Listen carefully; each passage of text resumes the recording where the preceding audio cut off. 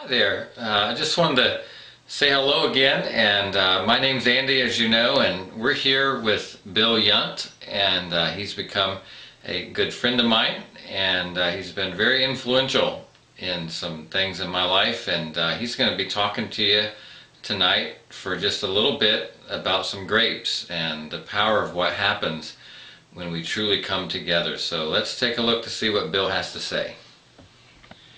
It's very interesting when God brought his people into the inheritance, into the promised land, that it happened to be the season of the first ripe grapes. And now when Joshua went in, they had an excellent spirit, and the 10 spies that went in with them had a doubtful spirit. And they knew God was well able to bring them into their inheritance. But it happened to be the season of the first ripe grapes, and I believe that the season of the first ripe grapes is the revelation key for us today, how we enter into our inheritance. First of all, those grapes were so big, I believe God wanted his 12 spies of Moses to focus on the fruit of the land instead of the giants.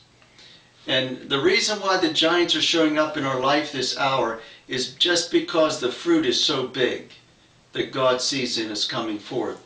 And I believe as they brought the cluster of grapes back down, Joshua and Caleb got an insight of the revelation of what God was up to, of how they got back in later on.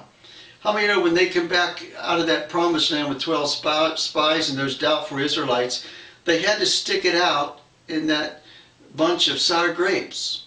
It was a process for them to get back in themselves later. And recently the Lord showed me the importance of our relationships.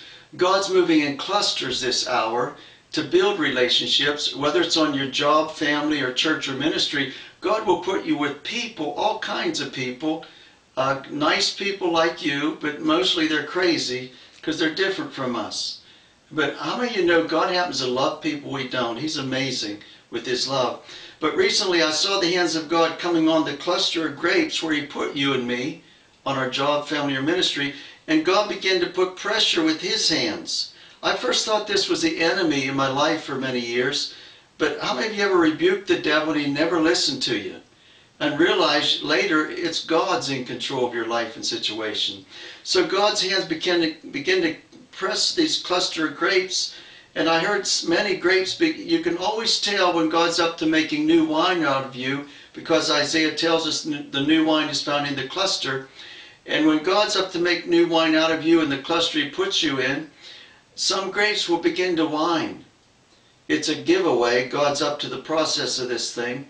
And as God's hands begin to continue to press on this cluster of grapes where he put you and me, some grapes begin to cry out, Lord, I can't handle this bunch you put me with. Get me out of here. And I sense the Lord responding to us all this hour. I'll get you out my way. Just hang in there. And I saw the hands of God, as you saw maybe some fall. Some can't take this process. It's too much pressure for them. And God's hands kept just squeezing us as though he was looking for something else than we were. You know, many times we're looking for a gift to come forth or a dream to come true in our life. God's looking for something far more richer in our lives. In fact, turn the grape next to you and just tell him right now, God's smarter than you and me both. And as God began to put more pressure on us, you can see some juice dripping maybe in this cluster. They're all different and they all react different. But even as he began to apply more pressure, there's juice that begins to drip from the clusters of grapes breaking against other grapes, and tears crying out to God. And the tears were actually becoming the new wine that was dripping upon the earth this hour to bring in the harvest. You know, I don't believe people are hungry for gifts. The world is hungry for fruit. Fruit is something you can smell and taste. And as you hang in there and let God begin to relate the process of the grapes into your life, we're going to become what God wants us to be. We're going to become like Christ. And it's Christ in us, the hope of glory. I believe personally that the next move of God coming on the earth is going to be from us just hanging out with one another. Not doing a bunch of spiritual things that don't really work anyhow, but we're just hanging out with each other, getting to know each other, the Christ in each other, that's the hope of glory. And that's when the world's going to take note that we've been with Jesus and we love one another so much that they're going to be attracted and drawn to that love of God through us. So I want to encourage you to hang in there. Even go ahead and love your enemies, because God's working on them to bless you in the end of your life. Some enemies in my life have actually brought me to where I am in God today, or I wouldn't have been here. I want to encourage you.